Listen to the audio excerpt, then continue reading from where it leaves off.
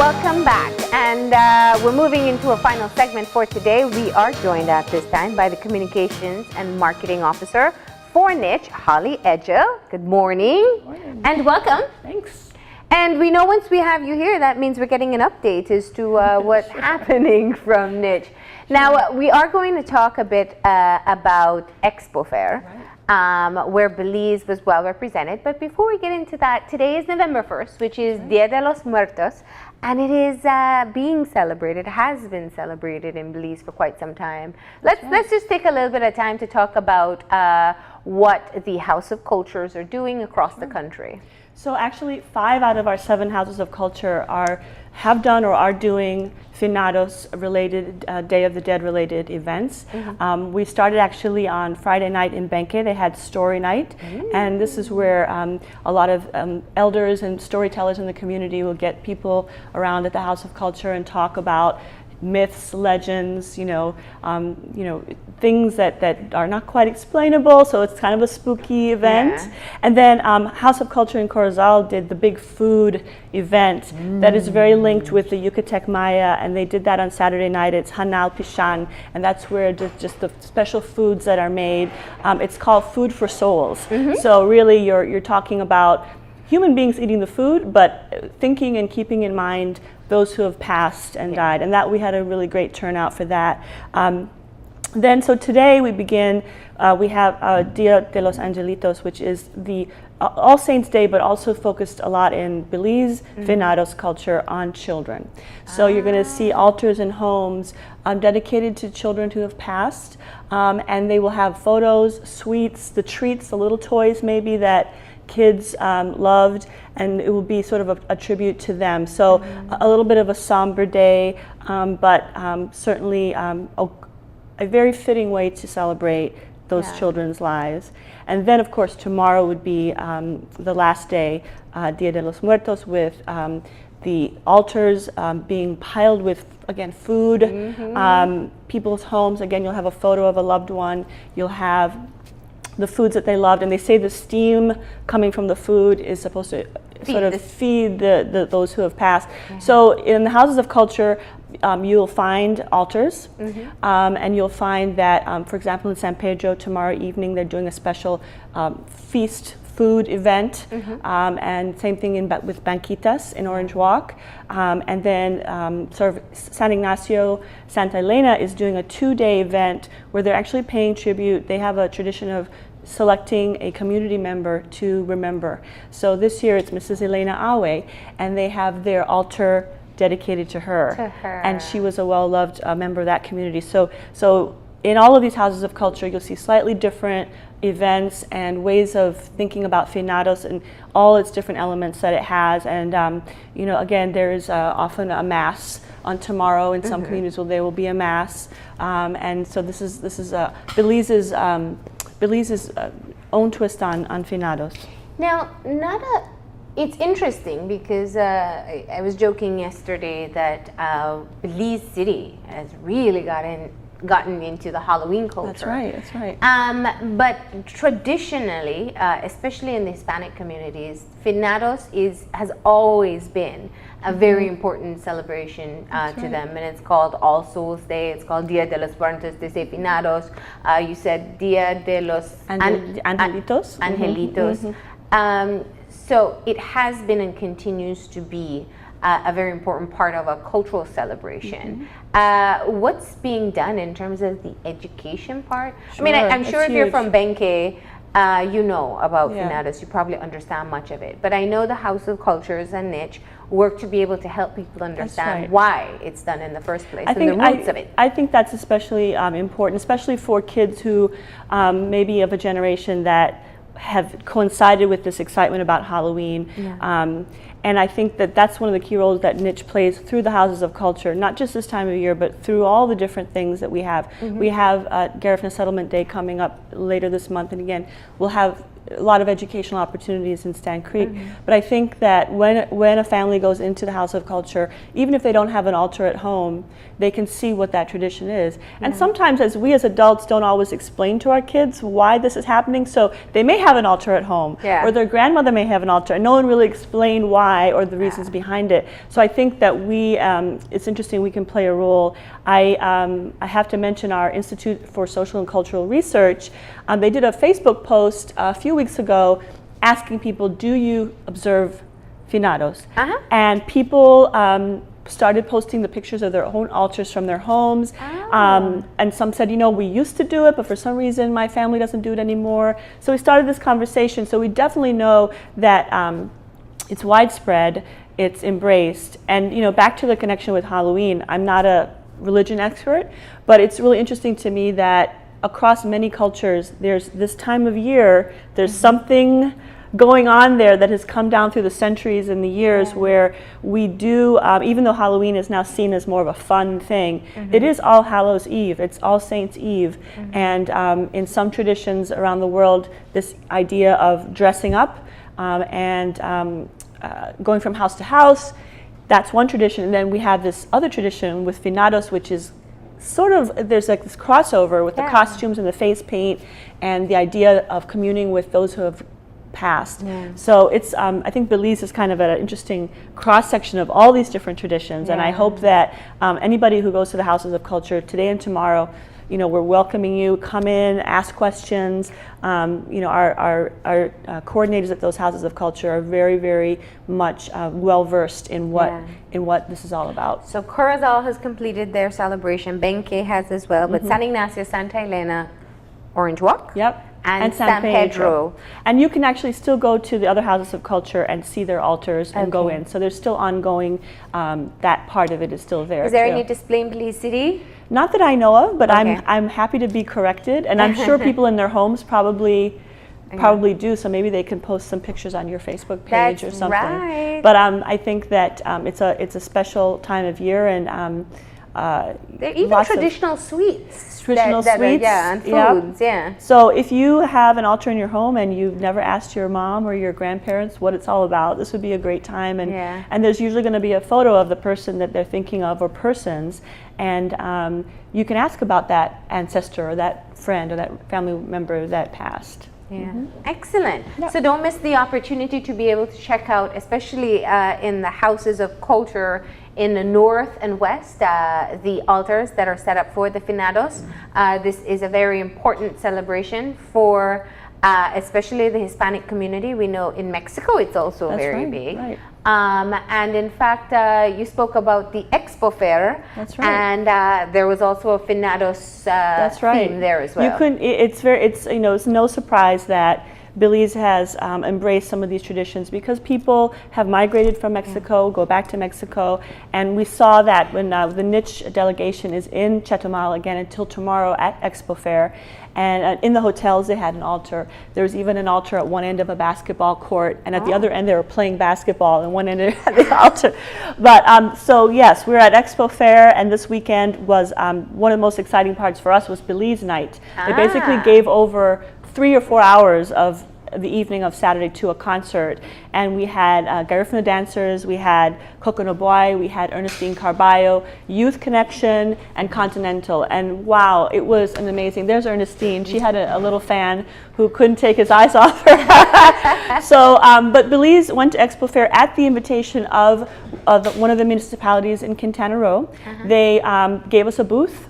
There's some pictures of the booth. There's Coconut Boy and Continental after their performance. Is this the first time we've had an established presence in the EXPOFER? It's not the first time, but I think with the Belize Night and the booth, it's probably the biggest that we've done.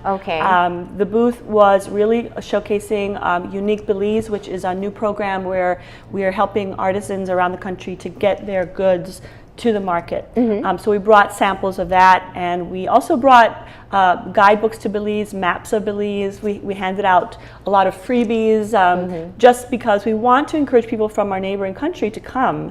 You know, tourism is not just for people from the United States or Europe. You know, we want our neighbors to see our culture as well. So we had a really great staff. There's a Unique Belize. We gave out big posters of our Maya temples, and I think just between Friday and Saturday, I was told we had nearly 1,000 people come by. One of the most popular booths in the expo area. So that was very exciting, and they'll be there until tomorrow. Wow. So, Now, EXPOFER has been a very large celebration in October in Chetumal for quite some time, and in fact I know many Belizeans make a weekend trip to go over for the rides and the entertainment. In terms of the response that you saw from the Mexicans who visited the booth, what would you say? Are they well aware of the cultures that exist? And what's their level of interest? I think their level of interest and their awareness is quite limited to the northern area. They may have family, they may have friends, they may have met Belizeans who come over for a variety of reasons. I think they found it interesting to look at our cookbook. We had Flavors of Belize there. Our destination guide we have in Spanish, so they could really look through and see that Belize has a wide range of things going on, probably affordable for some Mexicans. If they drive in, they can do a lot in just a few days in Belize. So I think that was eye-opening. One of our people at the booth, Ilona, smiling, she wears braids, and one of the visitors said, "Oh, next time you come, you should bring someone who can braid hair, because we love that. We love that look." And so it was really interesting. And at the concert itself, sometimes audiences in Belize take a while to warm up, but this audience they were ready for punta, they were ready for soca, they knew everything, and it really got fun. We gave away large bottles of Travelers and we had a little dance competition, and we said, first Coconut Boy had some young ladies come up, and they had the moves, right? And then Ernestine had some young men come up, and we really there were some Belizeans in the audience as well, but most people were from Chetumal, and the kids were loving it, the music, the vibe was great, and the reception was tremendous. But here's the thing. If we drive around Chetumal, it's amazing. I always tell people, when you pass the little seaside area, all you hear is Super He. That's right. Super G. He's very big in Mexico. And they are really, it's a very interesting border cultural thing, because even at the hotel, we came back at the end, the whole parking lot was filled with Belize license plates. There were a lot of people there, but and so there's this friendship there, and it's welcoming, and they're very, even though we have some similarities on the sides of the border, we have some huge things that we find interesting about them that we don't do, and they find interesting about us, and the music is part of that. And I think they're particularly love anything with a true Belize flavor. In fact, one of our hosts there was saying, you know what, don't even try to come here and do cumbia or anything in Spanish. We want your stuff, Belize, the Belize music, not we can get that stuff here. What we want is what you bring that's special. And it's great for the artists as well to be able to have that level of exposure, because we know obviously they're craving it. That's right. And actually this was an interesting moment for Coconut Boy, Cecil Jenkins, his first time performing overseas. So even though it was right across the border, it was very exciting for him as a developing artist to really have the opportunity to be in front of an international audience, being himself, just being himself and being appreciated. And he was soaking it in. Ernestine has more experience overseas, so it was interesting. The two of them were able to share, experiences and really seeing her mentor him as well, and say, this is what happens when you're at one of these overseas locations. Now, I think one of the fears that I'd imagine people have is the language barrier. When I joked about Super G, he has some Spanish songs, and he mixes in Spanish as well. What was it like for the artists and even the artisans who were there to present their stuff to interact?